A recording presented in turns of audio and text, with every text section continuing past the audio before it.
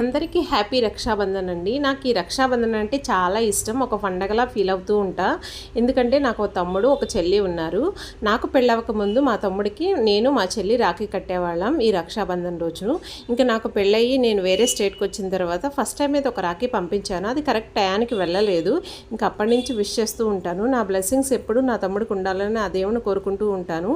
నేను, మా తమ్ముడు, మా చెల్లి మంచి బాండింగ్ ఉంటుందండి. నాకు కానీ మా చెల్లికి కానీ ఏ కష్టం వచ్చినా ఫస్ట్ మా తమ్ముడికే చెప్పుకుంటాము. వాడితోనే షేర్ చేసుకుంటాం. వాడు కూడా మా పట్ల మంచి కేరింగ్గా, రెస్పాన్సిబుల్గా ఉంటాడండి. ధైర్యం చెప్తూ ఉంటాడు. ఇలాంటి తమ్ముడు మాకున్నందుకు మేము చాలా అదృష్టంగా ఫీల్ అవుతూ ఉంటాము. అలాగే నా కూతురికి, నా కొడుకు కూడా మంచి బాండింగ్ ఉండాలని నేను, వారు కోరుకుంటూ ఉంటాము.